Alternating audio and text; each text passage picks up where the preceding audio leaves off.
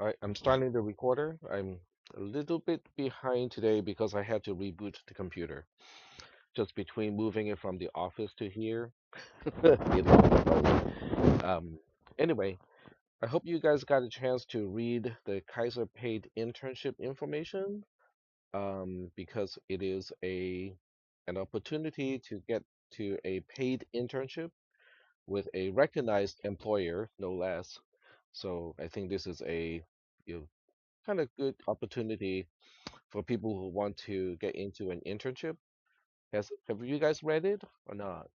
No? Yes? Okay. No? Okay. Um, you can kind of read it together just a little bit. All right. So, if you are interested, make sure that you mark the date. This is right after our class, so that's kind of handy. I can, if I remember, I'll remind you. Okay. Yeah, on December 11th, which I believe is the last day of instruction, because I think the 12th is the first day of final exams. So this is our last day of instruction. It is also virtual, so that's just done by Zoom. I have no idea why my monitor is flickering because I think all the connections are solid. Let me just make sure.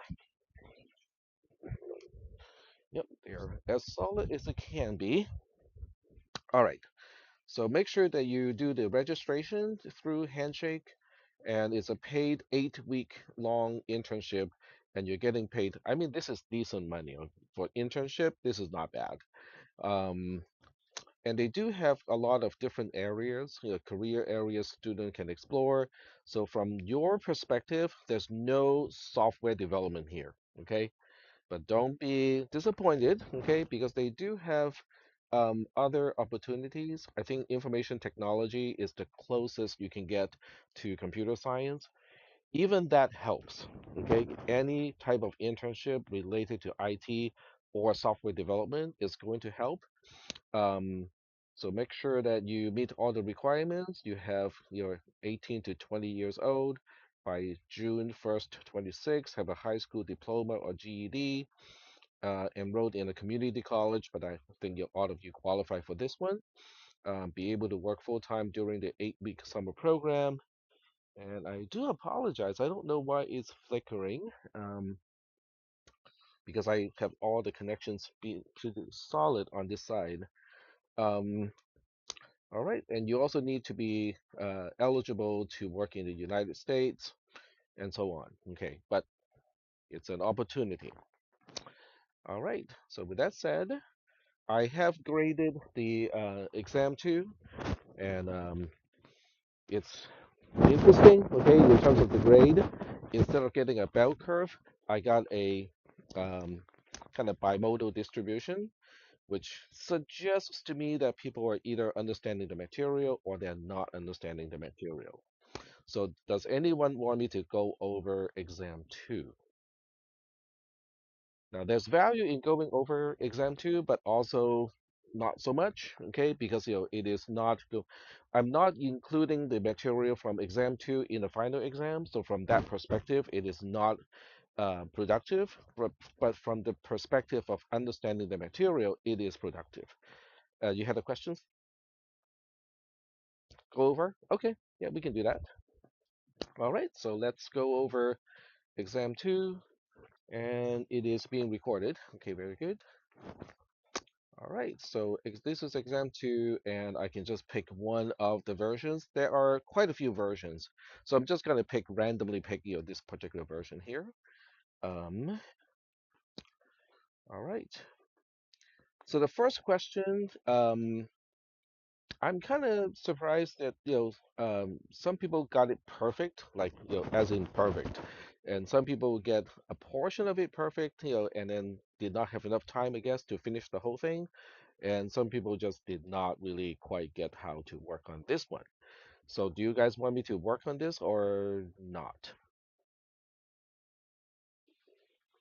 No, I see heads turning.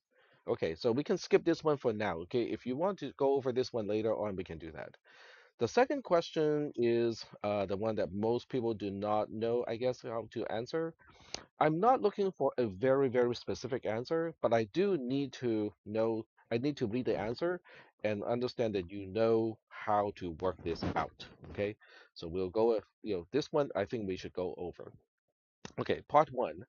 Identify what components as destinations are updated. In other words, I am only interested in things that are updated. So we'll just look at this particular example. All right, so when you look at all the tunnels, you go like, okay, what are these tunnels? The actual diagram is at the end of the exam, but I can use Logisim if you want to. But I can just read this and know already which ones are enabled. You can see how our REN is enabled in this case. So that means one of the registers inside the register bank is updated. Now, how do we know which one? The next one, RI select, register input select, tells me that in this case, register B is the one getting updated. Is that okay? Okay, because if that is not understood, that means the map or the processor was not really understood. So that's one question. Okay, one version of the question. This is definitely one of the this is a one of the registers got updated. There are three different versions of the exam. One uses LD, one uses LDI, one uses ST. This is the either the LDI or the LD. So we're going to take a look at the program counter. We can see how the program counter is also going to get updated in this case because PCEN is a 1.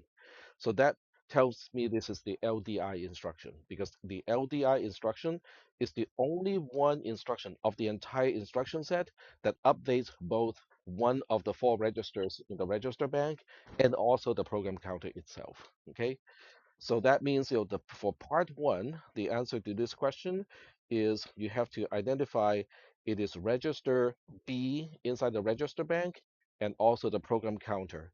So you have to explain why that is the case. The program counter is getting updated because PCEN is a 1 and the register B is updated because RIEN is a 1, RI cell is also a 1.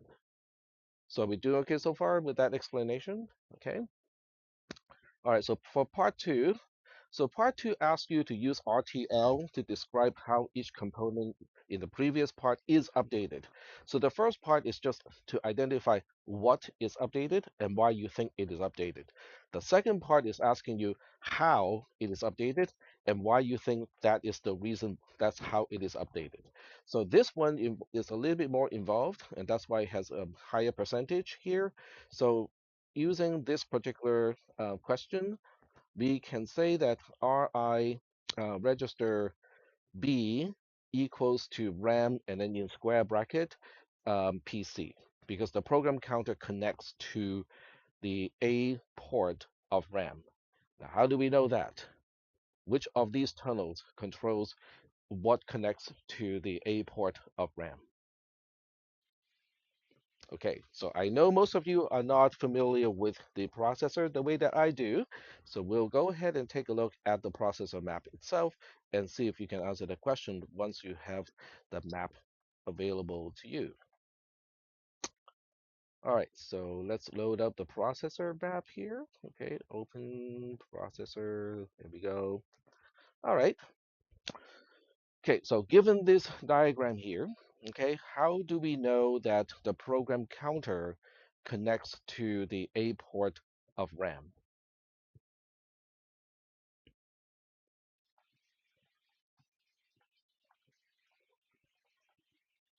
Go ahead.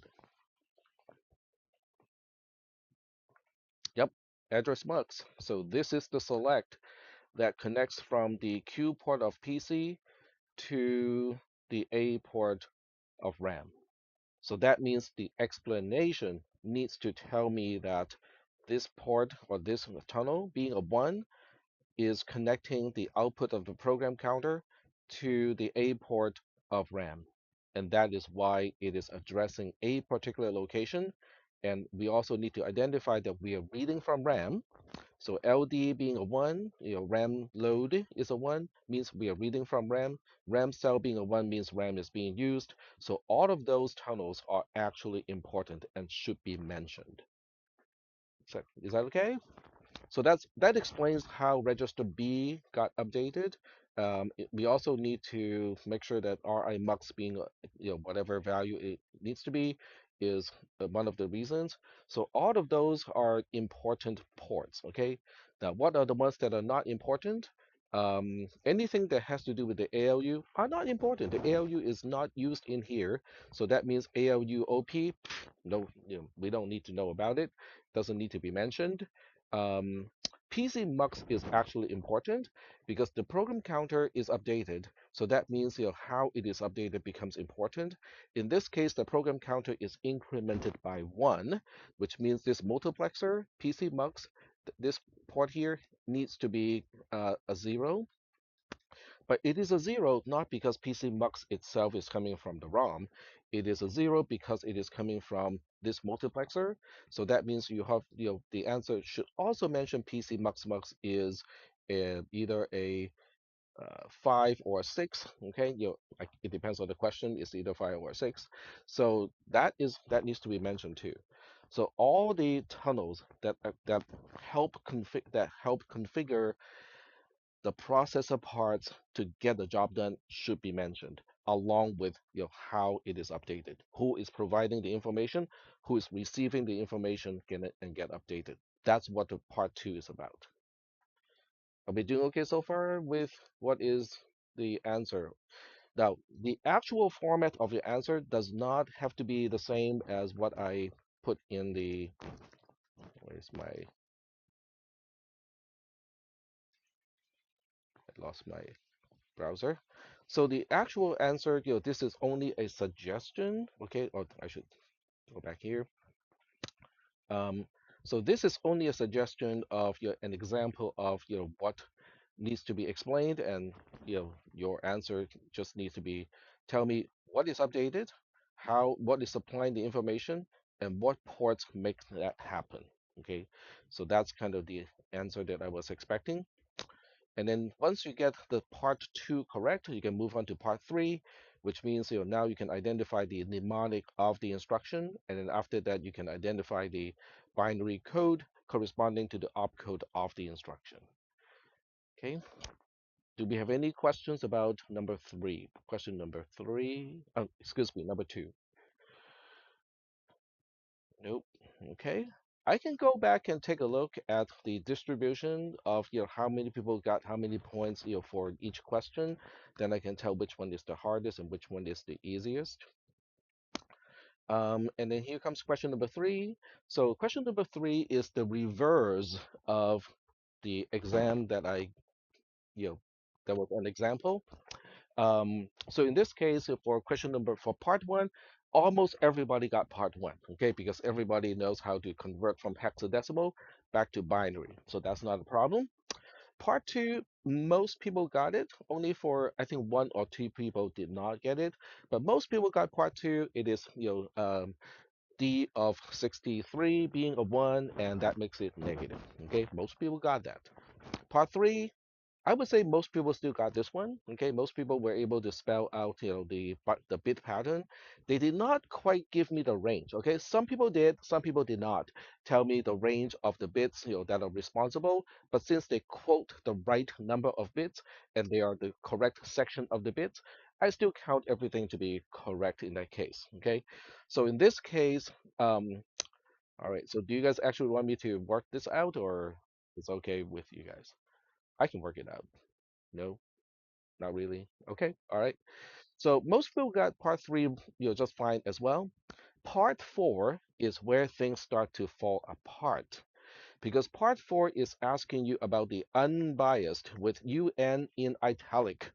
Okay, the unbiased exponent of 2, which means that would be the actual exponent of 2 without the bias. So from the equation here, this part here, okay, this is the biased amount, but when you subtract 1023 from that part, it becomes unbiased.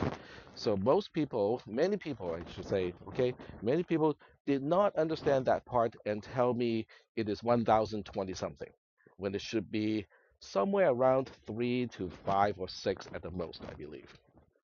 Okay, so this is where things start to fall apart. But I still give partial credit for people who say, who did not remember to subtract the bias amount. Those people still get 2 points out of 4 by doing the conversion, but just forgetting or not understanding what bias means in this case. Number 5 is also kind of questionable. Okay, a lot of people did not quite get this part. Um, and ex- okay, so the problem with this part is most people got the first part. Okay, how the bits of D are utilized. Most people were able to quote the bits, but only a few people express the mantissa as a base 2 number. What is the difference? Okay, most people said, okay, something like that, okay, is are the mantissa bits, but that is that's partially correct, okay, because the question is asking how the bits are D are utilized. Yes, these bits are actually utilized, but that's not the final answer. The final answer is there is an implicit 1 point, okay, in order to make it the mantissa. So most people forgot about that part, okay, the 1 point, and that would cost 2 points out of 4, if people just give me the bit pattern, but without the 1 point, because the 1 point is what turns it into a mantissa. And then part 6, miraculously, for people who only quote this part, still can answer part 6 as a mixed fraction. Okay, so, and some people just did not have the one and then a mixed fraction, they only have the mixed fraction. I still give partial credit for that. And then part 7, just have to be is a combination of all of the above. And I think most people who got parts 5 and 6 correct also get part 7 correct. Um, Many people forgot there is a negative number. They just do the conversion without putting it as an arithmetic negation. I think I just let it slip for the whole class for that part. So that's how question number 5 is answered. So do we have any questions about um, question number 3? Do we have any questions about all 3 questions for this exam? Okay, no questions. Nobody's complaining. I got too many points. I really should have certain points deducted. Okay, well, that's fine. All right. So, did I give you guys the exam for the final? Kind of like a sample? Okay, so get started with that one, okay, because we know the format will be very, very similar, okay? I give you the C code, I give you some assembly code that is faulty, and then you have to find out what is wrong with the assembly code. Okay, so that's usually the format, and I do not intend to change it, so you can quote me on that, okay, that I'm going to keep the format for the final exam. So it's a good time to kind of at least get a head start in the final exam. Um, right. So what we're going to do today is a continuation of what we have been doing already. I spent the entire last class last Thursday talking about the recursive Fibonacci number. So we didn't quite get to any type of structure program. So if you look into the final exam, okay, from last semester, so I'm going to go take a look at the final exam from last semester. That one uses structure. So let me see if I can use part of it as the demonstration for today. All right. So the last page is a clean copy of the actual C code. Okay, so this is the actual C code that is a clean copy.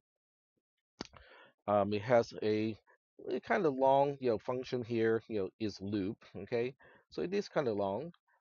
Um, all right. So we can probably borrow a little bit from this particular program, and I'll give you a simpler function today, just so that we can kind of play with that. So how does that sound? Okay. All right. Sounds good. All right. So that's what we'll do today. I am going to get back to the command line interface, because I just need to copy the code from here to the command line interface. I'll just do it by hand. Uh, we'll call it struct5, and we'll work with the C program first. I'm just copying everything by hand and try to explain things at the same time. So struct node is our actual structure. It has a payload, which is a null pointer. And then we have a pointer to the next one. Is struct node address. Okay, a pointer to a struct node is the type of p next. Okay, and then we also have a frame. I'll keep it simpler this time, so we only have your struct node in this case. All right, so I'm gonna continue with the rest of the code here. Um, all right, so what we'll do is, okay, int main.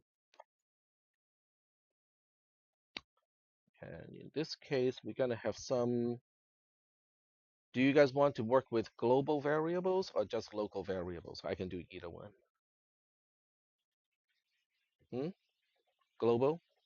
Global? Okay, we'll do global. So the global thing would be resembling, this thing here. This is actually a global array. So we'll do the same thing or similar. So this is a circle, okay, which means it is a circular linked list. Okay, I'll explain what that means. Okay, and then we have a null pointer.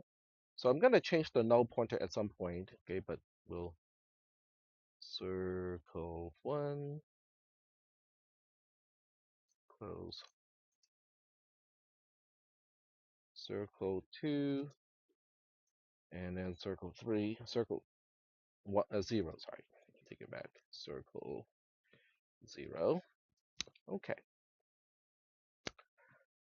turn zero. All right. So I'm just going to illustrate what we have at this point. On line 8, we have circle as an array of structure nodes or struct nodes. So we have three actual struct nodes. The first one, which is on line 9, has a null pointer for payload. It has the address of the next element as pnext. On line 10, we have element 1, which also still has a null for payload, and it has the address of the next element as pnext as a member. And then the third one also has a null pointer for payload, but this time it has the address of the first or element 0 as its pnext member. So do we have any questions about the initialized global variable circle on line 8 all the way to line 12? Do we have any questions about how that array is defined? Okay, no questions. All right. So if there are no questions, let's go ahead and compile this code, okay? Because we can actually compile this code. At least we can tell what is in circle as an array. So we'll go ahead and do that. Okay. So let me move this one back here, and then we'll do a gcc-g-o struct5. Oh, I have to specify the output file. Struct5. There we go. gdb struct5 list. Put a breakpoint on line 15, run the program. I mean, obviously the program doesn't do a single thing, but I can still print out circle, and you can see how p next of member of element 0 points to the next one, and then the other one points to the third one. The third one points all the way back to the beginning of circle, which is element 0. Okay, are we doing okay so far? Now, if you're not convinced that this particular pnext is the address of element 1, we can just print that. We can print circle bracket 1, and you can now see how this ends with 8030. This also ends with 8030. So we know the pnext member of element 0 of the array actually just contains the address of member 1 or element 1 of the same array. Are we doing okay so far? Okay. All right. So now what we want to do, okay, so we'll go through a very simple loop first. Okay, we're going to increase the complexity of the code as we go. So we're not going to do anything with payload. We are just going to go through, the whole thing and know when to stop. Okay, so that's the first thing we're going to do. So struct 5.c. Okay, so in main, all I want to do is to create a new variable. Now this time this is a pointer. Okay, I'll just call ptr as a pointer. And pointer is initialized to the address of the first member of the array.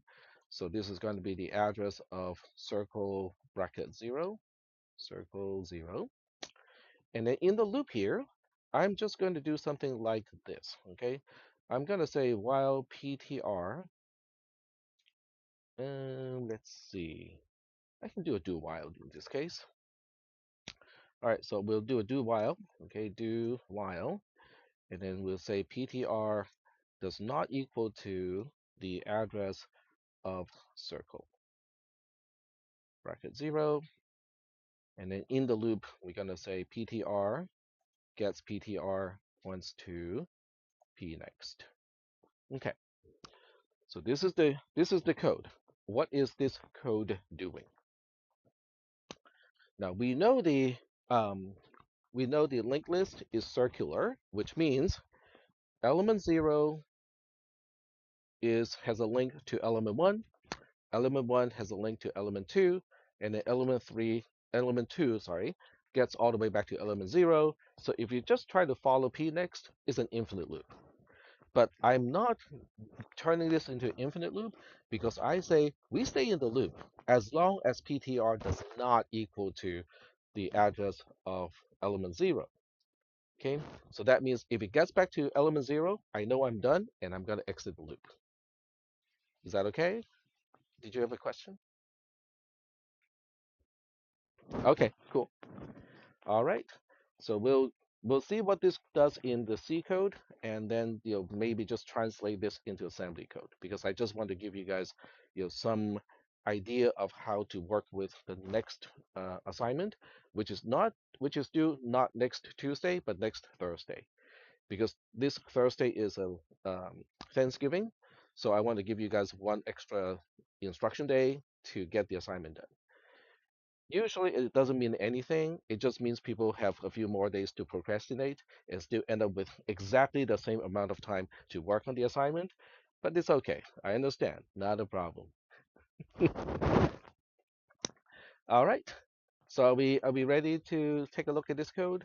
Okay. We'll run it in assembly code first, or in C first, and then we'll turn it into assembly code. So save it and then do a compile and then work on gdb struct 5. List the program, put a breakpoint on line 20, or I should put a breakpoint on line 18 also, okay, because I want to keep track of what is PTR. And also put a breakpoint on line 16, okay. There is a way to track changes to a particular variable. I cannot remember the name. So if you want to know how to use GDB commands, you can always type help, okay. So now you have to, this is tricky. Because what we want to do is to track the changes to the value to PTR. So now you have to pick a category of help. So aliases, no, that's not what it is about. We are not trying to define aliases. It does not have to do with breakpoints, even though it is related to breakpoints. Data examination, maybe. Definitely not files, definitely not internal, not obscure, not running, not stacked, not status, not support. So I'm going to trace of program execution without stopping the program. That's not what we want to do. So I'm going to try breakpoints or data first. Okay. So we'll say help breakpoint. You can spell only a part of the word. It knows what you're talking about. So all of these commands are, in the category of breakpoints. So this is for break, and all of the rest of a break too for on this page. So we'll go ahead and see without paging. Okay, return for more. Okay, so break only has one single breakpoint. And then we're going to help data. All right, so now we got a lot more stuff to display, to look into. So that's not all of these. Explore, find, nope, set, restore, output, set breakpoint. Nope. I think it's called watching. We want to have a watch expression. So maybe down here when it gets to watch.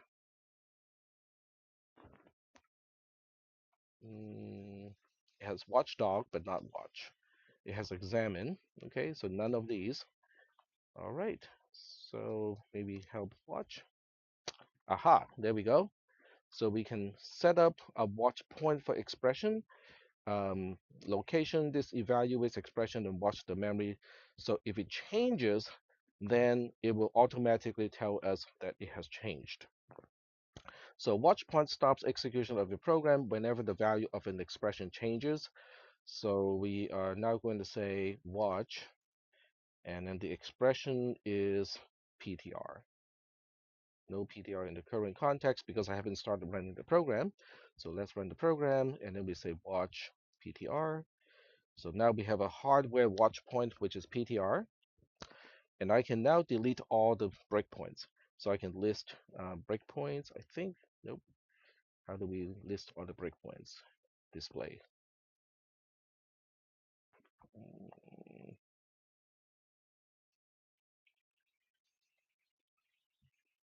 I'm trying to remember how to look at all the breakpoints.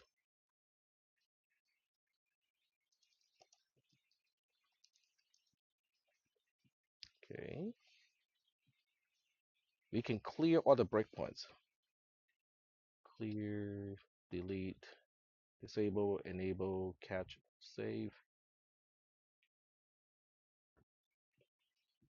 Mm, that's okay. We can still continue. So we want to say print PTR. It is uninitialized right now. So we now single step, print PTR. It is pointing to the first element of circle right now. And when I single step through, your PTR gets PTR next. We can see that it changes the value. This is what a watch point would do. It tells you that PTR just changed its value from 8020 to 8030. So when I single step, it goes back to the beginning of the loop. It changes again from 30 to 40, and then we go through the loop one more time. It should go back to the first one, and now we exit the loop because PTR and the address of circle 0 are now the same. So we can print, we can double check, okay? We can say print, what is the address of circle 0? And that's your 8020. So this time in a single step, it would exit the loop, and now we're ready to return, okay? So watch expressions are super duper useful because it doesn't require you to set up breakpoints. All you have to say is, okay, if anything, if this thing changes, I want to know about it.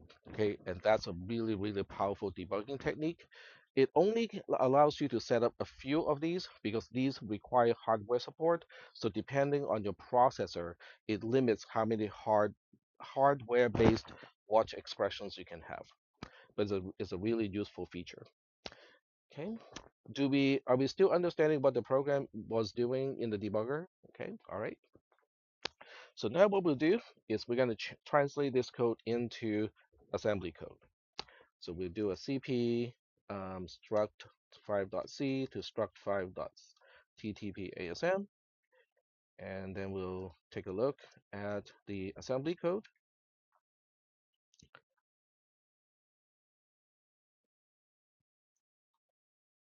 Change all the beginning of each line to slash slash. So we comment out everything. And now we can take a look. So as any program, we start with the entry code, no op, um, subdd for reinitializing the stack pointer to 0. And then we have LDI A.6 plus, decrement D, stda, jmpi to main, and then halt over here. And then here's main. All right, so we'll start with the node definition. So node definition will be in a bunch of labels, each one identifying the offset from the beginning of a struct node to the member that we want to name.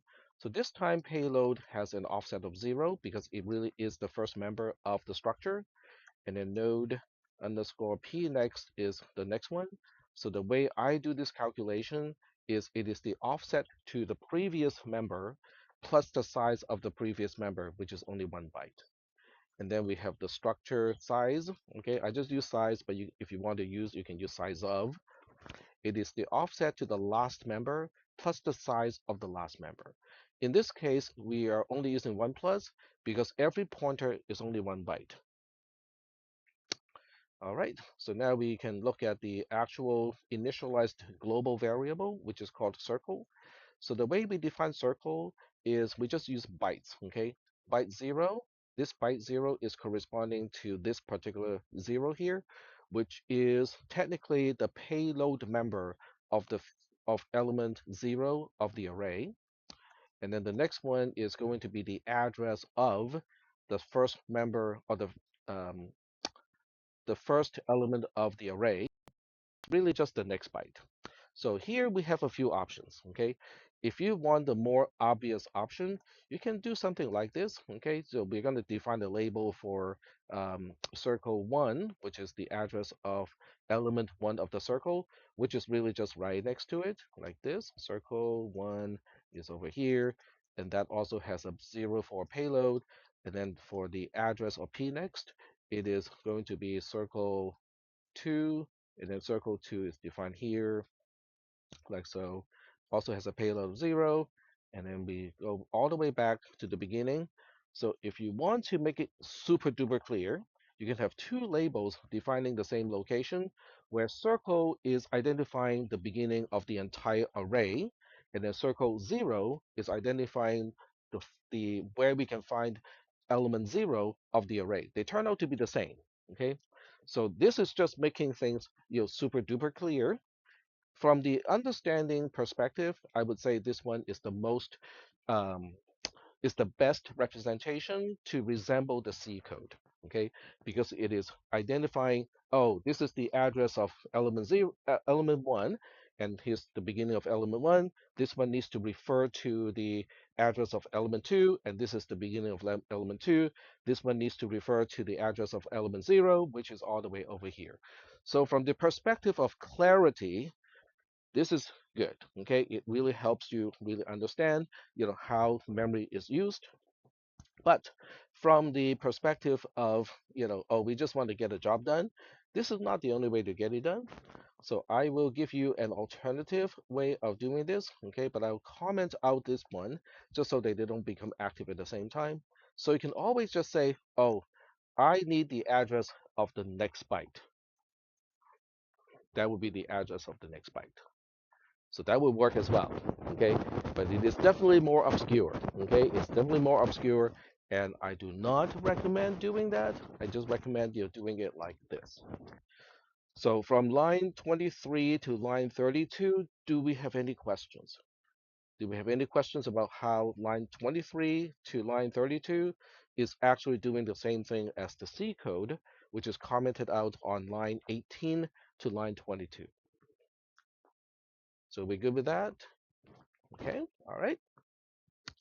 So now we get to main. Okay, so here's main, and main has one single local variable, which is PTR. So this is why PTR is a 0, because it's a local variable. And being the first, because it's the only one, so it is both the first and the last local variable, which also means it is at the offset of 0 from where the frame is for main. So that's why it's defined to be 0.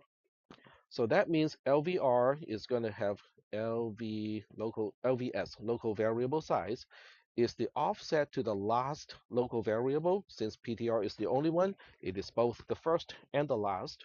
And then we also have to add the size of the local variable PTR.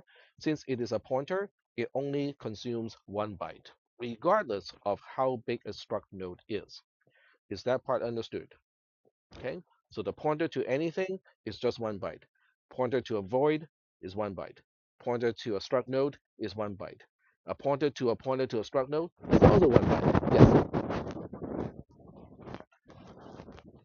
that is correct. Yep, that is correct. Yep. All right. So now we need to make use of the label. Just because we define a label does not change the stack pointer. So we have to do the usual thing, LDIB with main LVS, and then we subtract that much from the stack pointer to allocate for the local variables, or in this case, a single local variable. And then we have to do something like this, before returning in order to reclaim that space before we can do the return code. And then the return code is really just LDBD, ST, oh, this is increment D, and then we have a JMPB. All right. Are we still doing okay so far with the assembly code up to this point? Yes, please.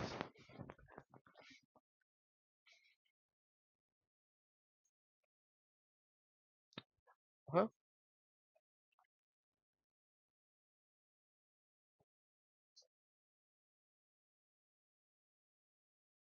So you're asking about the order of definition. In assembly language programming, typically the labels can be defined anywhere. So forward reference is not a problem.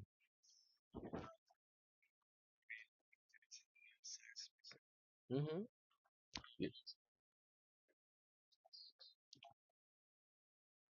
Oh, you mean if we have a struct node as a local variable? Yeah, so that would put it, so you have to relate that to the offsets related to main and also include that in the calculation of LVS of main. Yep. Mm-hmm. All righty. So the part about the ordering of the label definition does not really matter. Means, unless you have something like this. Now, this one I cannot move it around because it has to be relative to whatever is next to it. So this one I cannot move around. But for these, I can move it around. Okay. For instance, for line 37, I can just take it out and put it at a very inconvenient place.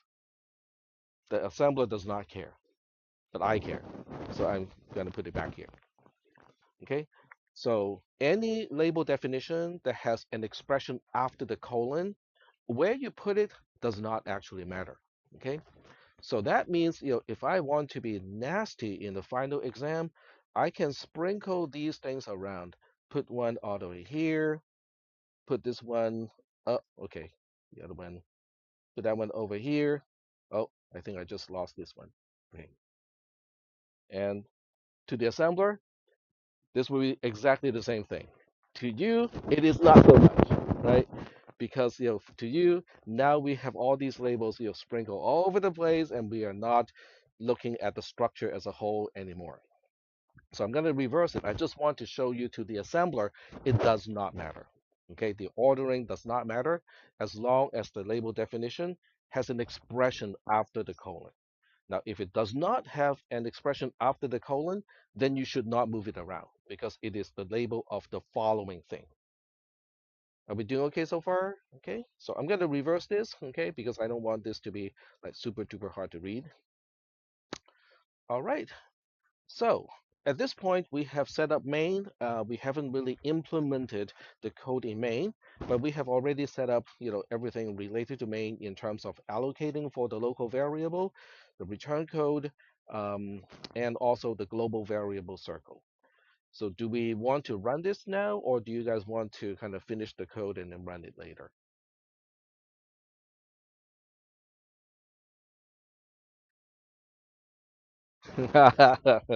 Okay, well, we can at least compile and see what it does. Okay, compile, look at make sure that we go back to the entry code and all that stuff. Okay, I agree. So we'll go ahead and do just that. Okay, we submit. It's called struct5.ttp.asm.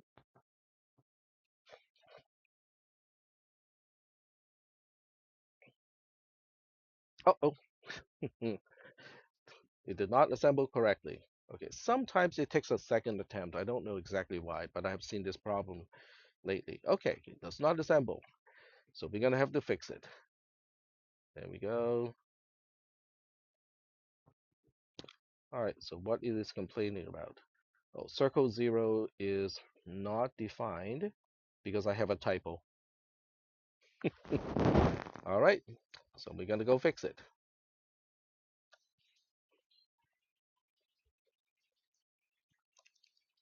All righty. Well, that should fix that problem. Maybe it has some other problems. We'll see. All right, everything's good, and it ran, and then we can now go to the analyzer to look at the trace right here. And it did, everything is fine. Okay, we got back to the halt instruction. The stack pointer is balanced. And um, and then when we go to the assemble view, you can actually see how the global variable circle is actually initialized. In other words, this is how circle works. At location 9, which is the beginning of circle as an array, it has a byte of 00 because that's also the first member, which is payload of circle bracket 0. This is the next location, which is corresponding to the p next member of circle bracket 0, and that is 0b because the next element of circle starts at location 0b. So that's how we read the initialized content of the global variable. So do we have any questions about how circle as a global variable as an array of struct node is actually defined here? Do we have any questions? I can also try my best to point out which 2 bytes are what. So these 2 bytes correspond to element 0 of circle. These 2 bytes correspond to circle 1 or element 1 of circle. And then this is corresponding to element 2. Yeah, this is corresponding to element 2 of the array circle. So are we doing okay so far in terms of the memory layout of circle as an array of structures? We good? All right.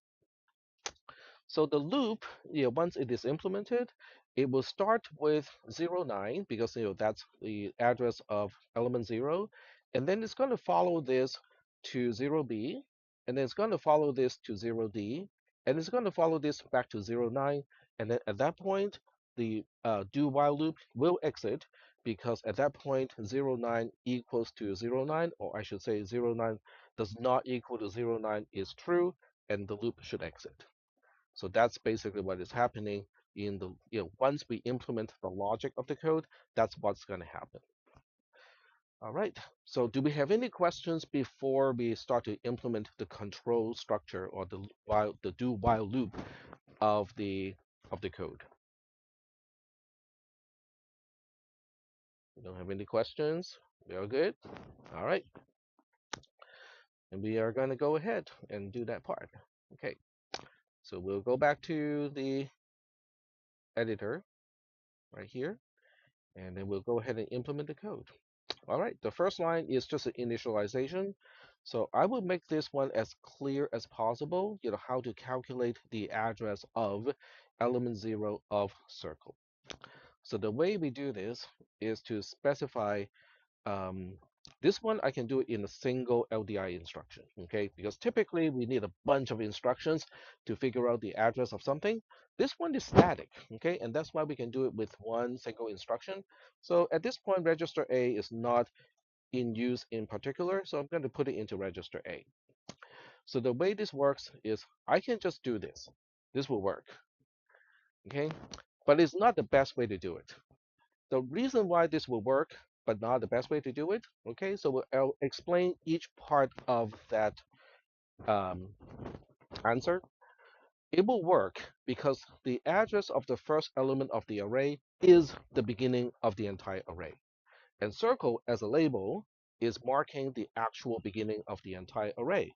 It is not, okay, I repeat, it is not an offset from where the stack pointer points to because circle is not a local variable. Are we clear on that concept?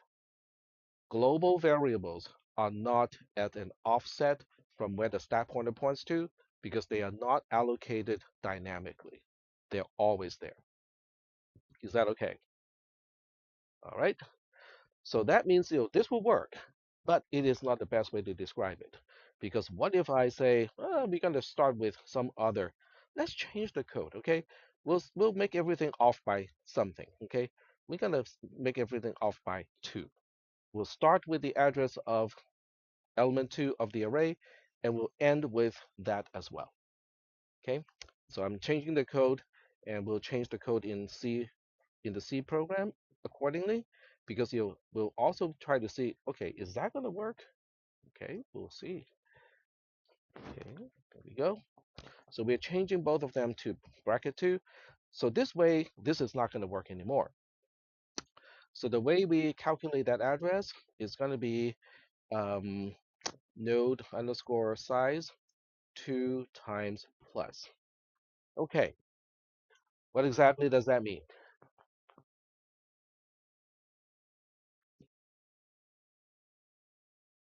Okay, so let's see what we want to express first, and then we'll go back to why, how it is expressed like that. So this time we are trying to specify this particular address. So if I know where circle as an entire array is starting at 09 as a location, how do I get to the address of element 2 of the same array?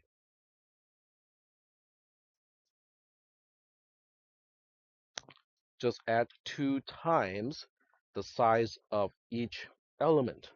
Okay, so we know the size of each element is 2 because that's what node size is. So we have to multiply that by 2, because if you multiply by 1, you only get to this one. If you multiply by 2, you get to this one.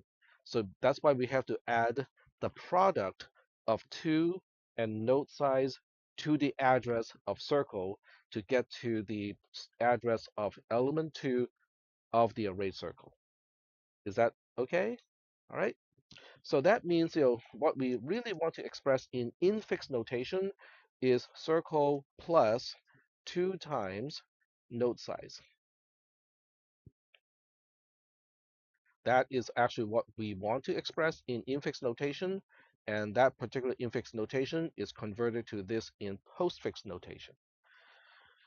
Do we have any questions about how to interpret postfix notation? Just say yes. Okay, so the way postfix notation works has to do with quote unquote a stack concept. Okay, the best way to describe it is um, I'm trying to determine whether it's best to use a whiteboard to do it or to use a spreadsheet to do it. I think let's do it with a spreadsheet, because this way you guys can reference it all the time, which can be helpful. All right, so we're going to start with a new Google Sheets today, and call it with today's date. Okay, we name it to 1125. All right, so we'll basically look at the whole thing and kind of do it step by step, and I will try to do somewhat of an animation. Okay, so the animation goes like this. Okay, so we're gonna go to the command here. So we're looking at this particular expression. Okay, so we'll copy the whole thing and then paste it over here, just so that we know what we are looking at. Okay, paste. Nope, it doesn't want to do it. Do it one more time. Ah, that is definitely not what I want to do.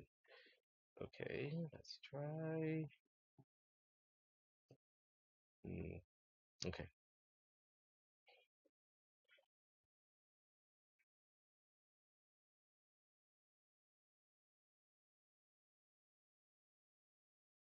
okay, that should work, even though I pasted a little bit more than what I need, which is okay.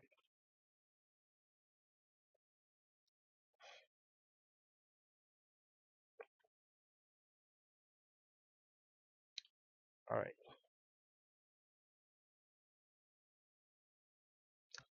okay. So what I'll do is I'm gonna do this really step by step. Okay, so we'll go like, okay, step 0, we have node size. So node size is just 2. I'm just gonna put a 2 here. And then step 1, is going to go like, okay, we have the two, and then we also have another two here now.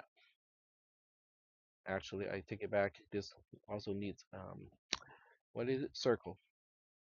Okay, so I take it back because I forgot about circle. So this is circle, which is location 09, I believe. Okay, so it has 9 in it, and then we have 9 and node size, which is 2, and then step 2, we have all of the above. Okay, we have 9, we have the 2, and then we have an extra 2. Are we good so far in terms of what each row is displaying? Every time you encounter a value, you just push it on the stack. Okay, and this time the stack is growing horizontally. Are we good with that concept? Okay, so that means since we have circle, which is basically the constant of 9, node size, which is the constant of 2, and we also have just a literal 2 here. So that's why we push all three values here. The question is, what do we do when we encounter multiplication? So the way multiplication works, okay, so I'll just kind of put a multiplication here. So the way it works is it will look at the last two items that you push on the stack, evaluate the product of those two items, and then push that back on the stack. In other words, it pops twice, perform the multiplication, and then push the product back on the stack. Is that okay? So that means these two twos will now become a 4. So the multiplication will now keep the 9 because it doesn't touch the 9, but it will pop these two so they're gone. But at the same time, it will also push a 4 on the stack, which is the product of those two items. So let me just kind of pause and see if we are understanding what multiplication, what the assembler does when it encounters the multiplication symbol on the stack. Is that okay? All right. And then it encounters the plus symbol, which is the last one. So when it encounters the plus symbol, it will do basically the same thing. Okay, so this is actually just the plus symbol. So it will do the same thing. It will pop the last two things on the stack, which in this case is 9 and the 4. It will pop those two, perform the addition, and then push the sum back in the stack. So now the stack has 13 in it, or what we know as 13 in decimal, which is what in hexadecimal. 13 in decimal is what in hexadecimal. A is 10, by the way. D is correct. Okay, so we just perform this hand calculation. The assembler has already done this. Okay, so we need to confirm this observation and ask, okay, did we do the calculation correctly by hand? So we go to the assembler and then we specify, mm, yep, it is 0D. So that's the correct location.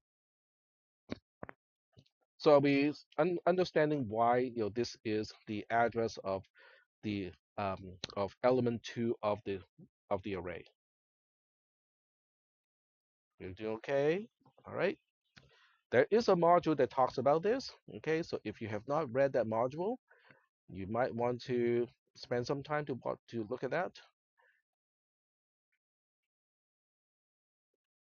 In fact, by now we should have covered all the modules already. I'm really just using sample programs at this point to illustrate all the modules that are already covered.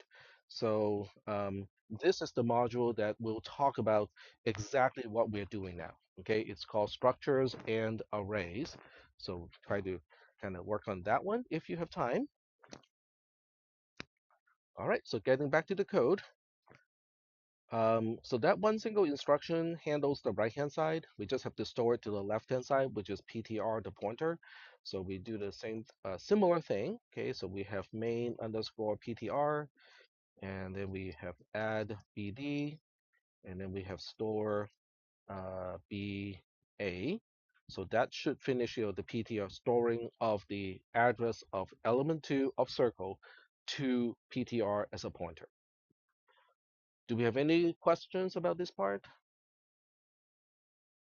No questions? All right. So now we are ready to implement the loop, or we can just kind of run the code first. Okay, we can run the code and see if the location corresponding to PTR in main is actually getting updated the way that it's supposed to. So now would be a good time to go back to our little log today.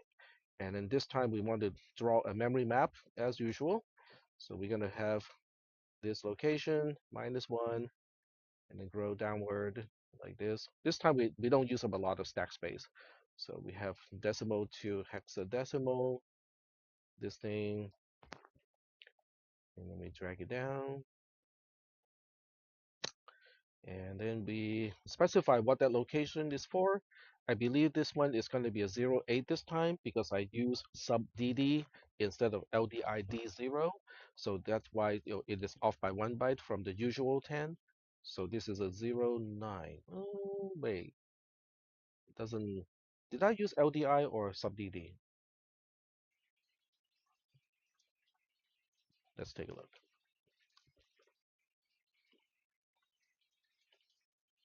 All right, so 0, 1, 2, 3, 4, 5, 6, 7, 8.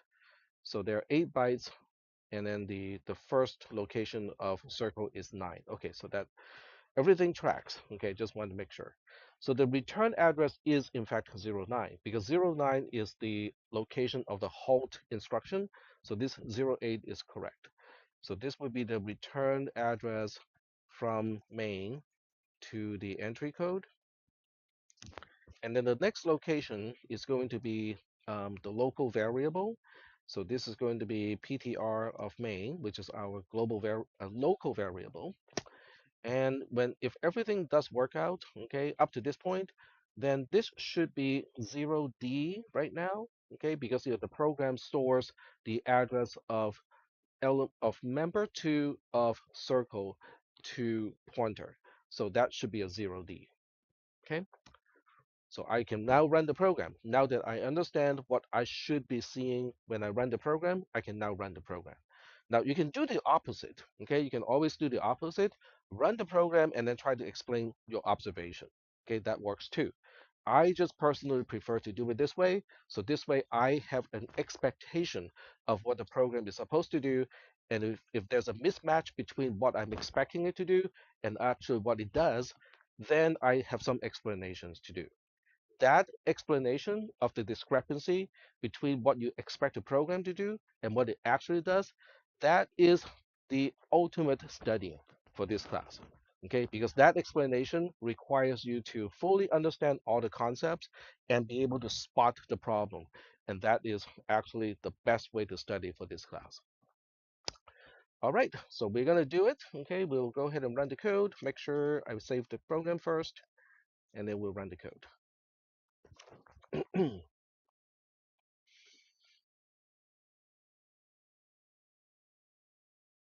All right, so it's almost done. There we go. Go back to the assembler, which is here, and then go to the analysis tab, and we try to track. Okay, location FE got the value of 0D, so we're good. Okay. So does everybody understand why I said the program is good? Everything is matching my expectations. You good? All right, cool. All right, so I think we can finish up the control structure or the do while loop at this point. The way I do my do while loop is I'm always going to do things in a structured way. So I'm going to say this is the do begin, okay, or do 0 begin.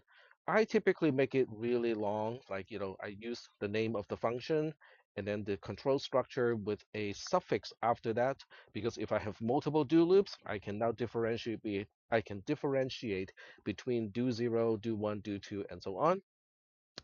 I need a label at the beginning because in order for a loop to work, I need to go back to the beginning of the code. So that means I already know this is important.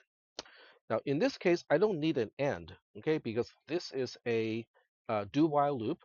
So it doesn't need a label to exit, okay? It just needs a label to go back to when you're at the end, when it is time to go back to the beginning. But I do need to specify the condition to go back to the beginning. So that means I have to evaluate this expression here. So you can see that this expression and this expression are very similar. The only difference is instead of an assignment, this is a comparison, and I'm looking for not equal to. Is that okay? All right. So that means whatever code I have here is also going to work for the most part over here, except I don't want to store, I want to LD because I need to retrieve the value. All right, so we are going to um, do exactly that. Okay, so I'm going to do something lazy and just copy and paste. Except I have to change this to LDBB, like so, because I'm not interested in overwriting PTR with the address of element 2 of the array. I intend to compare. Is that okay? Does everybody understand why I changed the ST to LD, and also why the ST uses A, register A over here, and this is just LDBB? Does everybody understand that particular difference? Okay, because that is actually important. All right, so now we can perform a compare. Okay, so we just do a CMP. Now, because we are only comparing for not equal to, so compare AB, compare BA, doesn't make a difference. Okay. Now, if I have a JNZI, I can go back to main, do zero, begin. That would be perfect, but I don't. Okay. I can only do a JZI. There's no such thing as a JNZI. So that means, okay, this is not going to work. So I can only have a JZI. If they do equal, I really want to exit. So that means I really don't have a choice but to have a label to define the end of the do while loop and then put it over here, main underscore do zero, and put it over here. And if the JCI does not happen, then I would go do an unconditional branch back to the beginning of the do loop. So that is the way to do it. That's pretty much the only way to do it, unfortunately. So let me just check with you guys, okay? Do we understand why we implement line 49, which is the C code, using the instructions from line 50 all the way to line 56? Do we understand that part?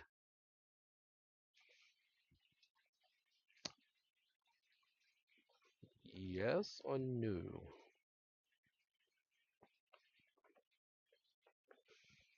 Okay, okay. I got some thumbs up. All right, so with that thumbs up, we can now go back and backfill what we are supposed to do in the bit in the middle. So now we are implementing the instruct or the statement on line 48, the commented out statement on line 48. Now we're going to implement it. I would do the usual thing, which is evaluate the right hand side first, and then we evaluate the left hand side, and then we perform the ST instruction. It doesn't have to be that way, okay? Sometimes people want to evaluate the left hand side first, figure out the address, and then figure out the right hand side.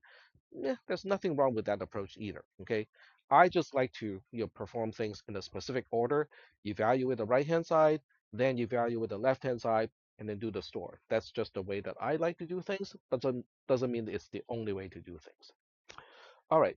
So when you see something like this or something that's more complicated than that, the first thing is to spell out what it means. Okay, what are you looking at? Because most people would just say, oh, what is the right hand side of line 48? It's PTR points to P next. That doesn't tell you how to do it. Okay, but when you say the same thing but in a different way, in a much more precise way, which is we want the value of P next as a member of the structure that is pointed to by PTR, then that statement by itself is already helping you to determine the ordering of things. Okay, it tells you what depends on what else and what you need to figure out first. Is that okay? Okay, so I do encourage you guys to use your own phrase. If you don't like the way I spell out things, fine, okay? Use your own way, but you need to have a way to articulate what an expression means in C++, in whatever language you want to use, but you have to make it very clear when you say that you know, okay, we need to do this first, and then we do this, and then we do this. Is that okay? All right. So Since I'm fairly familiar with all this stuff already, I can do it relatively quickly. So I need the offset to PTR in order to calculate the address of PTR. And once we have the address of PTR, we can get to PTR itself. So that is PTR itself. But I am also lazy, so I'm trying to save it into a different register because I might need register B to continue to point to be the address of PTR, because I know I need that for the left-hand side, because the left-hand side specifies PTR, which means we need to store to PTR, which means the address of PTR can come in handy if I can keep it around. Is that okay? So that's why I use two registers at this point. And then after this, so right now, register C itself is the address of the structure. Okay, so if register C is the address of the structure instead of the address of the pointer, um, hmm, you know what? I'm gonna put a halt instruction here just to confirm. Does that make sense? Okay. So this is also what you can do with the next programming assignment, which is due next Thursday, is to make use of River Spider and the halt instruction. Okay, because the River Spider makes it easier to complete one development cycle to test run it. The halt instruction allows you to basically say, I'm just going to stop the program right here because it makes no sense to continue tracing it any further until I got this part done right. Okay, so that's why the halt instruction combined with River Spider allows you to kind of write a little bit of code, double check everything is right before you move on. Okay, which is exactly what I'm trying to demonstrate here. So now I go back to, okay, make sure I save the code. And I think by the time we get to the halt instruction, the way things are set up, register C should be the address of circle bracket 2, which in the assembly version should be 0D in hexadecimal. So I'm also writing down my expectation as comments in the program because the trace or the analysis tab also shows the entire line. So that makes it easier for me to cross check. Am I looking at what I should be seeing? Okay, so I've saved this already. We test run it and then we'll see what it does. So the technical aspect of how to implement a particular C expression or C statement in assembly is important, but I think the approach of how to write the program is just as important. Because now I can see that, oh, okay, that's confirmed. Okay, but you can also see why putting comments into your source code is super helpful, because now you can just read your own comment, compare that to the actual behavior of the program, and you can get a quick confirmation of what you're checking. All right, so with that done, we're going to move on and continue with the rest of the program. We get rid of this because we just confirmed that C is in fact the address of the structure. So now we can say, okay, if that is the case, I'm just going to use register A, which is the only remaining register that I can use to node underscore p next, because that is the offset from the beginning of a structure to member p next. So when I add A and C, and it doesn't really matter which way I add, okay, because I don't need to preserve either of the registers. If I say add AC, then register A now becomes the address of member p next of the structure that is pointed to by PTR. Okay. So if I suspect, okay, if I'm really doubtful of my own programming and my understanding of the code, now I can say, put a halt here. And if I put a halt here, I need to know what I'm expecting to see. So now I'm expecting to see register A being the address of, okay, use extra parentheses. This is actually not needed, but I'm going to put it here anyway. Okay, this is supposed to be the address of the member p next of the structure that is pointed to by PTR. So in this case, it should be a 0E because 0D is the beginning of the structure. P next is the second member. It is 1 byte off from the beginning of the entire structure. So that means register A should be a 0E at this point. Okay. So by doing this, I'm actually studying. Okay, I'm confirming my understanding of the material. I'm doing the homework assignment at the same time. Okay, so now we save the code, go to run it again. So there's a lot of stop and go, okay, in this kind of programming style, but it is good. I think it is actually productive because we are here to learn the concepts. So now we go like, oh, okay, that meets my expectation. So everything is good. I can now proceed. So to proceed means, we don't really have much else to do because we have the entire, um, oh, we have to do a LDAA. Okay, so we have to do LDAA so that now we have not the address of p next, we have the value of p next. So now we have the entire right-hand side figure out. The left-hand side is also figure out because it is still in register B. I have not touched register B since it became the address of PTR. So I can now just store this to where register B is pointing to, and register A is representing the right-hand side. So that completes the whole statement. Is that okay so far? All right. So with this said, um, I can go ahead and test run the code, okay? Because it should terminate and then everything should go back to, the usual. We should return to the halt instruction in the entry code if this works.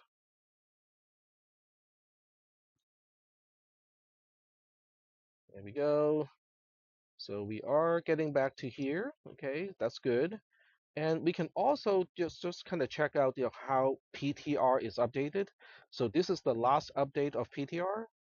This is second to the last of the update, and this is the first update of PTR.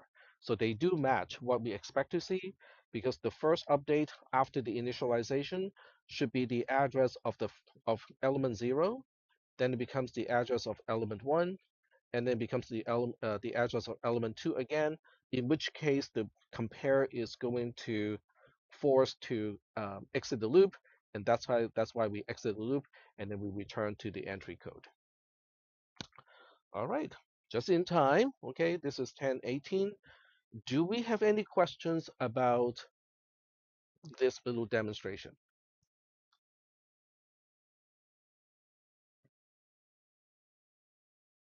No questions? So this demonstration actually has a lot of reviews in it, okay? The reviews include, okay, how the stack is being used, how local variables are allocated and deallocated, when to do the allocation, when to do the deallocation. We touched on a few of the caller-callee agreements. We talked about how to access structures, how to access members inside or element of an array. We talk about the concept of address of versus the value of. We talk about um, how to access local variables because PTR is a local variable.